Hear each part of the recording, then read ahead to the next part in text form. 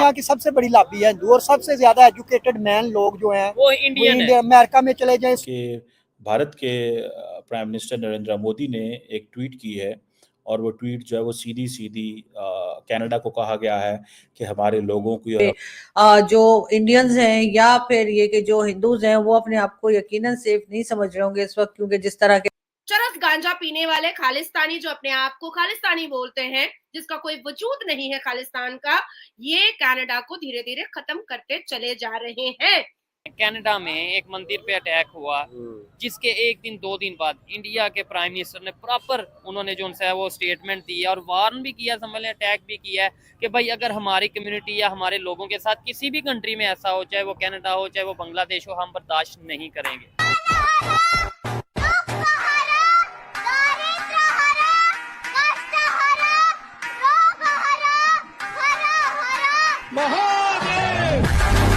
उन्होंने ये कहा कि हमारे जो डिप्लोमेट्स को भी टारगेट किया गया है, उनको इंटिमिडेट किया गया है, वायलेंस हो रहा है, और हमारा जो वो जिसे कहते हैं ना रिजॉल्व कम नहीं होगा।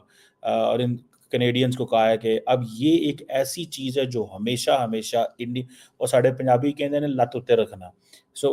उसकी आप फुटेजेस भी देख सकते हैं सोशल मीडिया के ऊपर कि खालिस्तान के लोगों ने, खालिस्तान सपोर्टर्स ने कनाडा में एक जो मंदिर, हिंदू मंदिर जो था उस पे और हिंदूज पे अटैक किया है, और उनके साथ उनकी मारपीट हुई है। और उनकी इकोनॉमिक बड़ी ठीक है, उसका बड़ा फायदा उठाते हैं वो।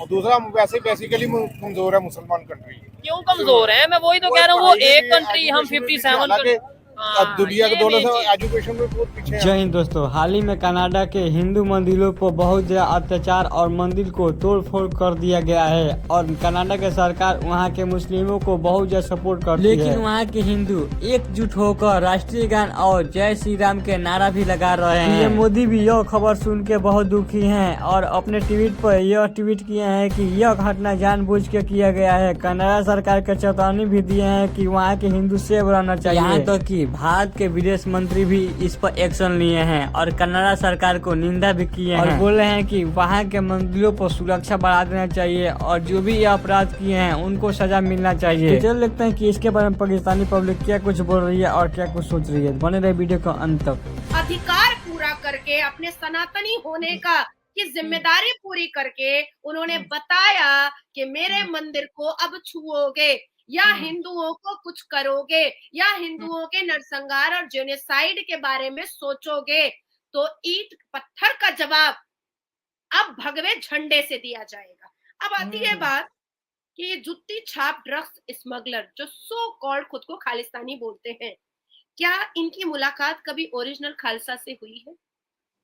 क्या इनकी मुलाकात कभी ओरिजिनल सिखड़े से हुई है? शैला, मैं आपको बताते चलूं कि जो ओरिजिनल खालसा होते हैं ना, अगर वो जोर आवाज में चीख करके एक बार कह दे वाहे गुरु जी की खालसा और वाहे गुरु जी की फतह, ये जो अपने आप को खालिस्तानी और सो कॉल्ड खालिस्तान बोल रहे हैं, ये पैंट में मूत देंगे, पैंट में।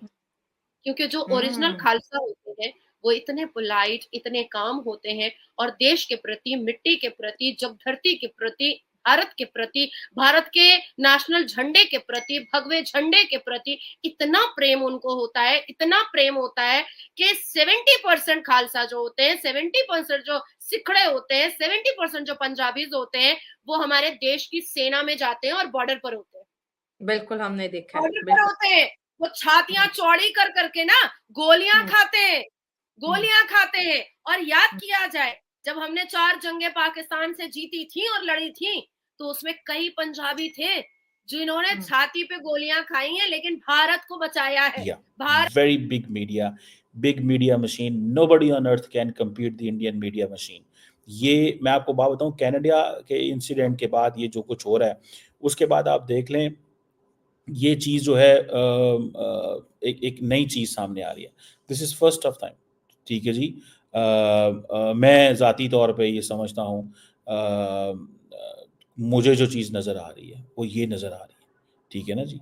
मैं इसको ऐसे देखता हूँ, मैं बार बार एक चीज़ को समझाऊँ, बार बार मैंने रियलाइज़ किया, ठीक है जी। और जो मेरी एक ऑब्जर्वेशन है वो यही है कि पाकिस्तान को, जो कि सारी सिचुएशन से बाहर है, और पाकिस्तान देख रहा है कि हम कैसे कनाडा की जो टूरिज्म है या कनाडा के लोगों को अट्रैक्ट कर सकें यहाँ पे आए, क्योंकि अब वो इंडिया नहीं जा रहे, बांग्लादेश देख रहा है, क्योंकि अब हर मुल्क गैप देखा है ना, उन्होंने गैप देखा कि इंडिया कनाडा के ताल्लुकात में गैप आ गया। पाकिस्तान कह रहा है टूरिस्ट वहाँ से आए, जो हैं बांग्लादेशी कह रहे हैं टूरिस्ट वहाँ से आए, नेपाल कह रहा है टूरिस्ट वहाँ पे आए, क्योंकि इंडिया तो जाने वाले नहीं है। सो क्वेश्चन यहाँ पे ये है कि प्राइम मिनिस्टर मोदी का ये ट्वीट करना बेसिकली शायद आई थिंक नरेंद्र मोदी के ऊपर प्रेशर था कि वो बोलें, क्योंकि वो बोल नहीं रहे थे काफ़ी देर से, और जो कुछ हो रहा था उसको एमईए रिस्पॉन्ड कर रहा था, या डॉक्टर जयशंकर जो थे वो सिर्फ और सिर्फ स्टेटमेंट्स देते थे, वो इस तरह की ट्वीट श्वीट नहीं करते थे। बहरहाल आज उन्होंने ये भी कर दिया है, और ये एक नई चीज़ सामने आई है। जितने भी भाई खड़े हैं इनसे पूछ ले, किसी से भी पूछ ले, वो कहेगा पाकिस्तान में टैलेंट की कमी नहीं है, पाकिस्तान में सब कुछ है, पाकिस्तान में हर चीज़ है। बेशक हर चीज है, लेकिन क्या वजह है हर चीज होने के बावजूद हमसे कोई भी कंट्री हमारी बात मानने को तैयार नहीं है।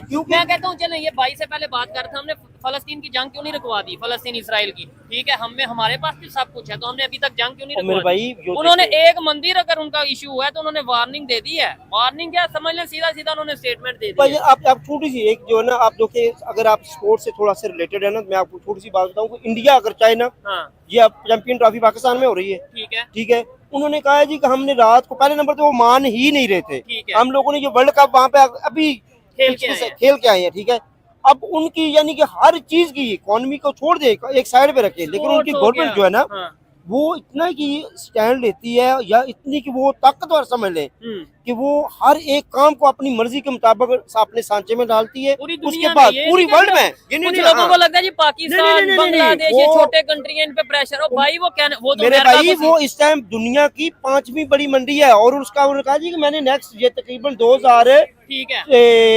2027 तक 28 तक उन्होंने बोला तीसरी बड़ी मान जाएंगे। तीसरी बड़ी देखिए यूरोप में नहीं होगी, लेकिन या कनाडा में नहीं होगी, लेकिन कनाडा में जिस तरह से जस्टिन ट्रूडो की गवर्नमेंट इस वक्त खालिस्तान के लोगों को सपोर्ट कर रही है, वो देखकर बहुत अफसोस है। वैसे तो पहले हम पाकिस्तान में ही समझते थे कि जो हिंदू फैमिलीज यहाँ पर रहती हैं, जो बहुत कम तादाद में रह गई हैं, अब उनको यकीनन प्रॉब्लम्स हैं, वो डरी सहमी रहती हैं, वो खुल के अपनी